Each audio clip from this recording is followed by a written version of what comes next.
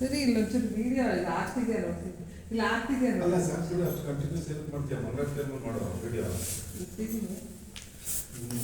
ಅದು ಆಗ್ತಿಲ್ಲ ಸುಮ್ಮನೆ ವೇಸ್ಟ್ ಅದಕ್ಕೆ ಇರಲಿ ಬಿಡು ಹಾಂ ಇರಲಿ ಬಿಡು ಆಗ್ತಾ ಇದ್ರು ಬೇಡ कष्ट बोल दिया चाहिए पूजा को बैठने लगे खास के उछलने लगे बोल देते हैं और आगे कभी करके आए हिंदी पढ़ता है हाँ हाँ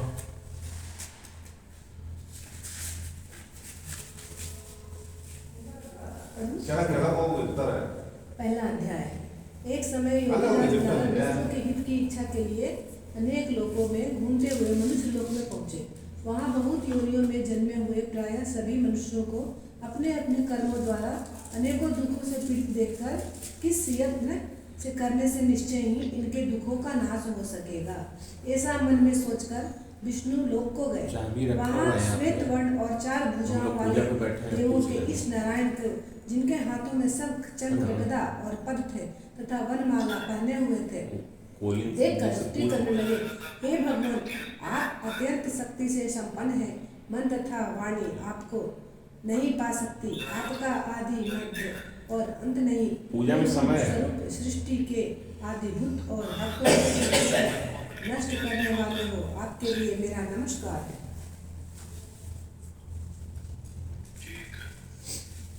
नारद जी ने इस प्रकार की स्तुति सुनकर विष्णु भगवान बोले कि तू किस लिए आया है और तेरे मन में क्या है? हे महाभाग, मुख से कहो, जो पूछोगे वह सब तुमसे कहूँगा। नारद बोले, मृत्यु लोक में सब मनुष्य जो अनेक योनियों में पैदा हुए अपने अपने कर्मों के द्वारा अनेक प्रकार के दुखों से दुखी हो रहे हैं।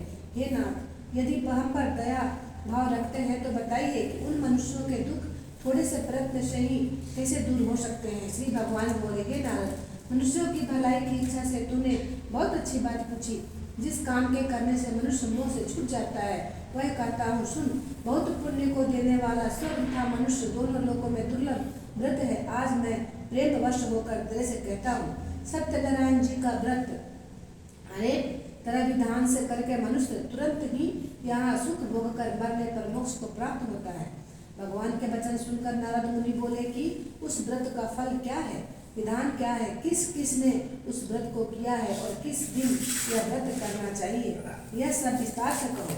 दुख शोक आदि को दूर करने वाला, धन धान को बढ़ाने वाला, सौभाग्य संतान को देने वाला, सब स्थानों में विजय कराने वाला, भक्ति और सुना के साथ जिस किस दिन मनुष्य शाम समय ब्राह्मण और मनुष्यों के साथ धर्म परायण होकर भगवान सत्यनारायण को पूजा करे, भक्ति पूर्वक सवैया दे, नवेद केले का फल, घी, दूध और गेहूं का दूध दे, गेहूं के अभाव में साथी का तेल, शक्कर तथा गुड़ और सब भक्षणीय पदार्थ पर अर्पण करे तथा बंधु सहित भोजन करावे। भक्ति के साथ स्वयं भोजन करे, नृत्य गीत आदि का आचरण कर सत्यनारायण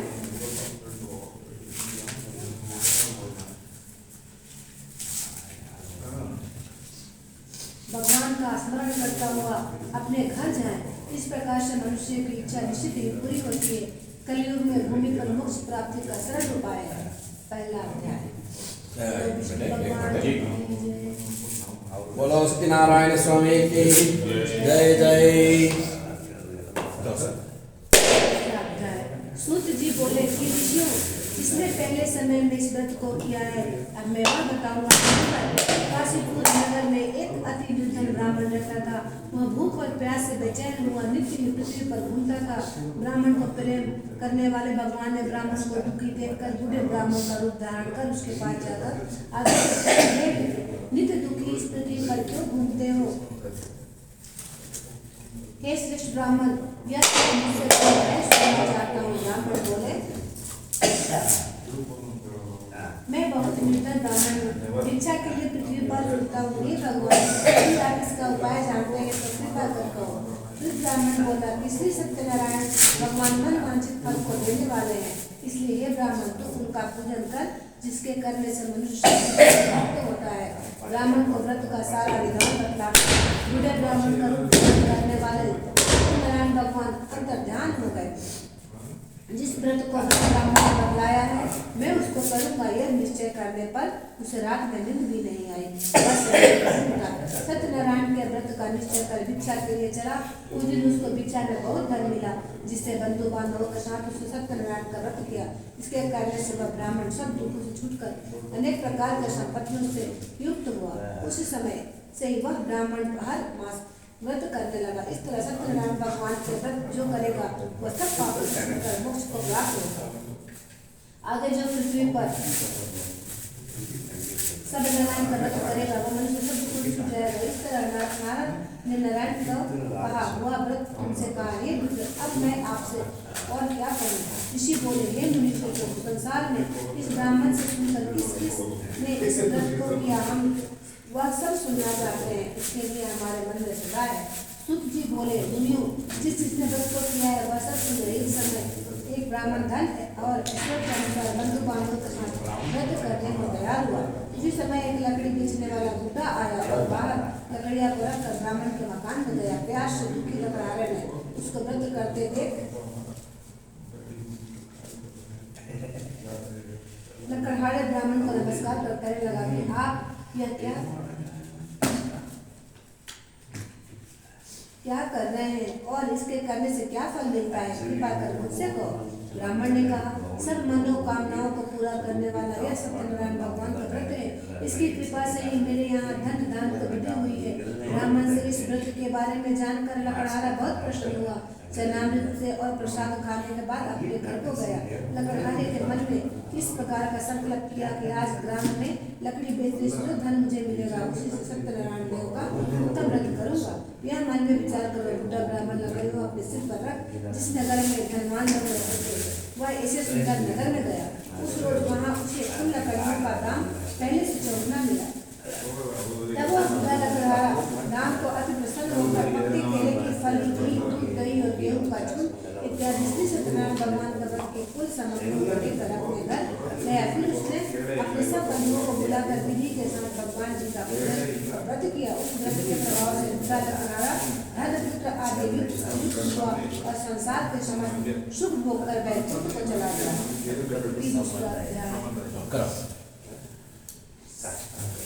भगवान सत्यनारायण स्वामी के जय जय।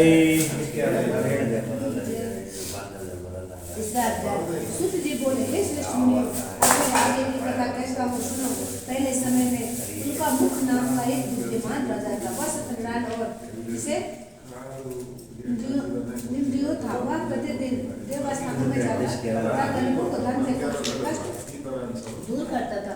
उसकी पत्नी कमल का समान मुख वाली और शक्तिशाली थी। भद्रशिला नदी के तट पर उन दोनों ने श्री सत्यनारायण का व्रत किया। उस समय आया, उसके पास व्यापार के लिए बहुत सा धन था। नाव को किनारे पर ठहरा कर राजा के पास गया और राजा को व्रत करते देखकर विनय के साथ पूछने लगा कि हे राजा, भक्ति युक्त चित्त से या आप क्या कर रहे हैं? मेरी सुनने की इच्छा है, यह आप मुझे बताइए। राजा बोले, ये साधु, अपने बंधु बांधवों के साथ पुत्रादि प्राप्ति यह महाशक्तिवान श्री सत्यनारायण भगवान को पूजन किया जा रहा है। राजा के वचन सुनकर साधु आदर के साथ बोला, हे राजा, मुझसे इसका सब विधान कहो, मैं भी आपके कथानुसार इस व्रत को करूंगा। मेरे भी कोई संतान नहीं है और इसे निश्चय ही होगी। राजा ने सब विधान सुन व्यापार से निवृत्त होकर आनंद के साथ घर गया। साधु ने अपनी स्त्री के संतान देने वाले उस व्रत का समाचार सुनाया और कहा, जब मेरे संतान होंगे तब मैं इस व्रत को करूंगा। साधु ने ऐसे वचन अपनी स्त्री को लीलावती को कहे। एक दिन उसकी स्त्री लीलावती पति के साथ आनंदित हो संसारिक धर्म में शुद्ध होकर श्री सत्यनारायण भगवान की कृपा से गर्भवती हो गई तथा उसे 10वें महीने में एक सुंदर कन्या का जन्म हुआ। वह कन्या दिन इस तरह बढ़ने लगी जैसे शुक्ल पक्ष का चंद्रमा बढ़ता है। कन्या का नाम कलावती रखा गया। जब लीलावती ने मीठे शब्दों में अपने पति से कहा कि आपने जो संकल्प किया हुआ है भगवान का व्रत करूंगा, आप उसे करिए। साधु बोला, हे प्रिय, इसके विवाह पर करूंगा। अपनी पत्नी को आश्वासन देकर वह नगर को गया। कलावती पितृगृह में वृद्धि को प्राप्त हुई। साधु ने जब नगर की सखियों के साथ अपनी पुत्री को देखा तो तुरंत ही दूत को बुलाकर कहा कि पुत्री के हस्ते खुशियों को वर देख कर आओ। साधु की आज्ञा पाकर दूत कंचन नगर गया और वहां पर बड़ी खोज और देख पाकर लड़की के वास्ते एक सुयोग वणिक पुत्र को ले आया। उस सुयोग लड़के को देखकर साधु ने अपने बंधु बांधव सहित प्रसन्नचित्त हो अपने पुत्र का विवाह उसके साथ कर दिया, किंतु दुर्भाग्यवश विवाह के समय भी उस व्रत को करना भूल गया। तब श्री भगवान क्रोधित हो गए और उन्होंने श्राप दिया कि तुम्हें दारुण दुख प्राप्त होगा। अपने काम में कुशल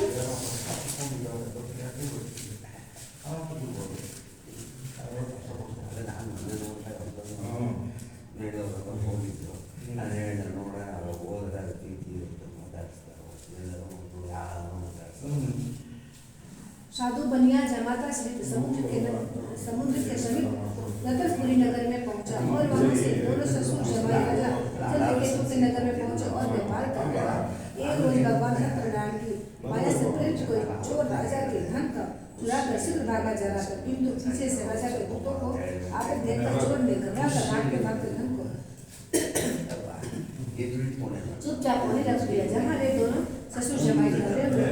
तब दूत साधु के पास राजा का धन रखा देकर दोनों को बांध कर ले गए और प्रसन्नता से दौड़ते हुए राजा के समीप जाकर बोले कि दो चोर हम पकड़ कर लाए, देखकर आज्ञा दीजिए। राजा की आज्ञा से उनको कठिन कारावास में डाल दिया और उनका धन राजा ने छीन लिया।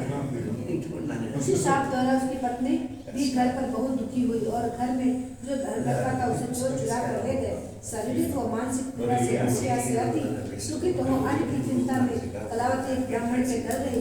वहाँ उसने भी श्री सत्यनारायण का पूजन होते देखा। वहाँ उसने कथा सुनी, प्रसाद ग्रहण कर रात को घर आई। माता ने कलावती से कहा, मैं कहीं नहीं वो तेरे मन में क्या है? कलावती बोली, हे माता, मैंने एक ब्राह्मण के घर श्री सत्यनारायण जी का व्रत देखा है। कन्या के वचन सुनकर लीलावती भगवान की पूजन की तैयारी करने लगी। लीलावती ने परिवार और बंधुओं सहित भगवान का पूजन किया और वर मांगा कि मेरे पति और दामाद शीघ्र ही आ जाए तथा प्रार्थना की हम सब का अपराध क्षमा करो। सत्यनारायण भगवान इस व्रत से संतुष्ट हो गए और राजा चंद्रकेतु को स्वप्न में दिखाई दिए और कहा, हे राजा, दोनों बंदी वेश को प्रातः ही छोड़ दो और उसका सब धन जो तुमने ग्रहण किया है दे दो, नहीं तो तेरा धन राजपुत्रादि सब नष्ट कर दूंगा। राजा को ऐसा वचन कहकर भगवान अंदर ध्यान होकर राजा चंद्रकेतु ने सभा में अपना शब्द सुनाया और दोनों वाणी पुत्रों को कैद से मुक्त कराकर सभा में बुलाया। दोनों ने आते ही राजा को नमस्कार किया। राजा मीठे वचनों से बोले, हे महानुभाव, भाग्यवश आपको ऐसा कठिन प्राप्त हुआ है, अब कोई भय नहीं है। ऐसा कहकर राजा ने उनको नए नए वस्त्र आभूषण पहनाए तथा जितना धन लिया था उसने दुना धन दिलाकर विदा किया। दोनों वेश अपने घर को चल दिए। ओम बोलो सत्यनारायण स्वामी के जय। अखिलांड कोटि ब्रह्मांड नायका अखिलांड कोटि जय जय। सूत जी बोले, वैश्य ने मंगलाचरण करके यात्रा आरंभ की और अपने नगर को चला। उनके पहुंचने पर दंडी वेशधारी सत्यदेव भगवान ने उनसे पूछा, हे साधु, तेरी नाव में क्या है? अभिमानी वाणी हंसता हुआ बोला, हे दंडी, आप क्यों पूछते हो? क्या धन लेने की इच्छा है? मेरी नाव में तो बेल तथा पंथ आदि भरे हैं। वैश्य का कठोर वचन सुनकर भगवान ने कहा, तुम्हारा वचन सत्य हो।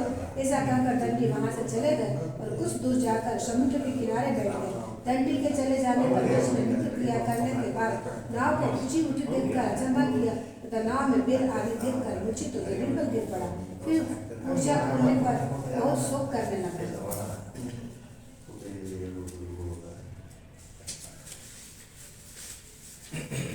तथा उसका दामाद बोला कि आप शोक न करें, यह दंडी का श्राप है, अतः उनकी शरण में चलना चाहिए, तभी हमारी मनोकामना पूर्ण होगी। दामाद की वचन को सुनकर वह दंडी के पास जा पहुंचा और अत्यंत भक्ति भाव से नमस्कार कर बोला, मैंने जो आपसे असत्य वचन कहे थे उसको क्षमा करो। ऐसा कहकर महाराज रोने लगा। तब दंडी भगवान बोले, हे वाणी पुत्र, मेरी आज्ञा से बारंबार तुम्हें दुख प्राप्त हुआ है, तुम मेरी पूजा से विमुख हुआ है। साधु बोला, हे भगवान, आपकी माया से मोहित ब्रह्मा आदि भी आपके रूप नहीं जानते, तब मैं अज्ञानी कैसे जान सकता हूँ?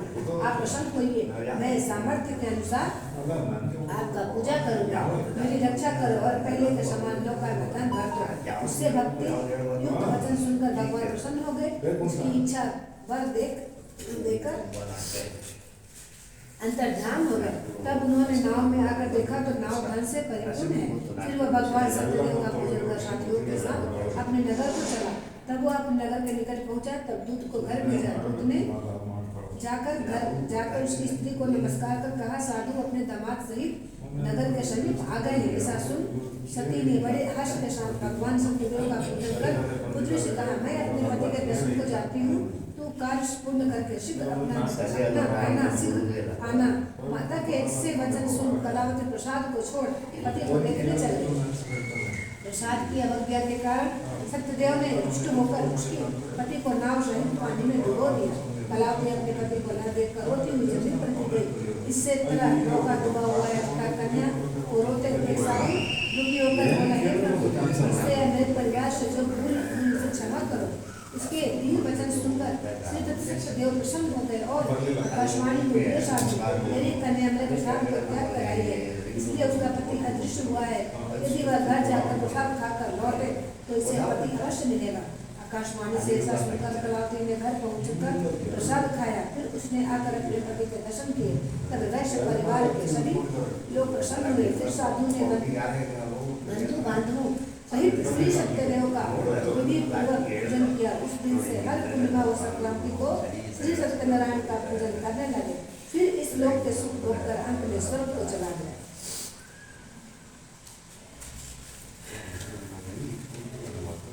चौथा अध्याय। बोलो सत्यनारायण स्वामी की जय। पांचवा अध्याय। सुत जी बोले, हे ऋषि, मैं और भी कथा कहता हूँ, सुनो। प्रजापाल में तुंगध्वज नाम का राजा था। उसने भी भगवान का प्रसाद त्याग कर बहुत दुख पाया।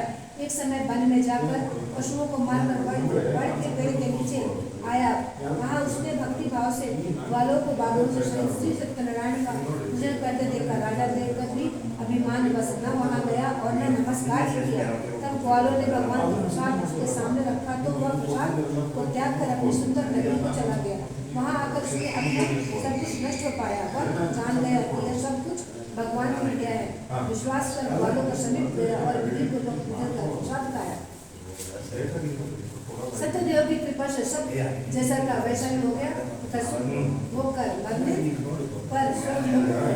जो मनुष्य इस परम भगवान की कृपा से उसे धन धान की प्राप्ति होती है। बंदी बंधन से मुक्त होकर निर्भय हो जाता है। संतान हीरों को संतान प्राप्त होती है और सब मनोरथ पूर्ण होकर अंत में वैकुंठ धाम को जाता है। जिन्होंने पहले इस व्रत को किया है उनके दूसरे जन्म की सदा देता हूँ। वृद्ध सकानंद ब्राह्मण ने सुदामा का जन्म लेकर मोक्ष को पाया। उनका मुख नाम का राजा दशरथ होकर वैकुंठ को गया। साधु नाम के वैश्य ने मूढ़ ध्वज बनकर अपने पुत्र को आरक्षित कर मोक्ष को प्राप्त किया। महाराज तुंगध्वज स्वयं भूल होकर भगवान की भक्ति युक्त कर्म पर मोक्ष को प्राप्त किया। बोलो सत्यनारायण स्वामी की जय जय।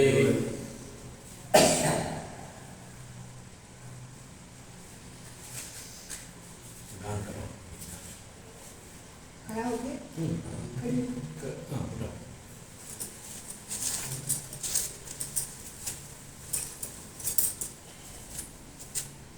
जय लक्ष्मी रमणा स्वामी, जय लक्ष्मी रमणा। सत्यनारायण स्वामी, सत्यनारायण स्वामी, जनपातक हरणा। जय लक्ष्मी रमणा। रत्न जड़ित सिंहासन अद्भुत छवि राजे, स्वामी अद्भुत छवि राजे। नारद करत निरंजन, नारद करत निरंजन,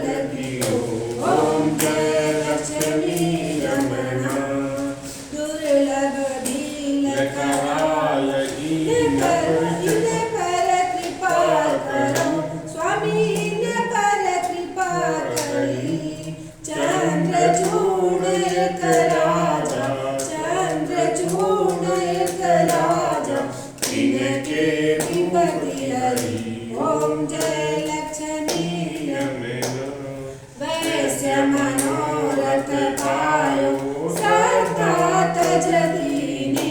स्वामी सदा तज दीनी। सो फल भोग्यो प्रभु जी, सो फल भोग्यो प्रभु जी, फिर स्तुति कीनी। ओम जय लक्ष्मी रमणा भाव भक्ति के कारण छिन्न छिन्न रूप धरे। स्वामी छिन्न छिन्न रूप धरो। सदा धारण कीनी, सदा धारण कीनी, तिनको काज सरो।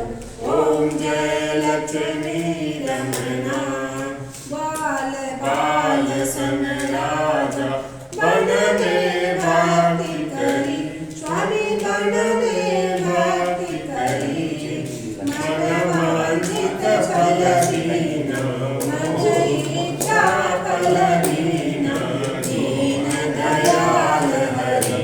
ओम जय लक्ष्मी रमणा चढ़त प्रसाद सवाया कदली फल मेवा। स्वामी कदली फल मेवा। धूप दीप तुलसी से, धूप दीप तुलसी से, राजी सत्य देवा। ओम जय लक्ष्मी रमणा श्री सत्यनारायण जी की गाए। जो कोई भजन गावे स्वामी मन स्वामी आरती जो गावे। भजत दास मन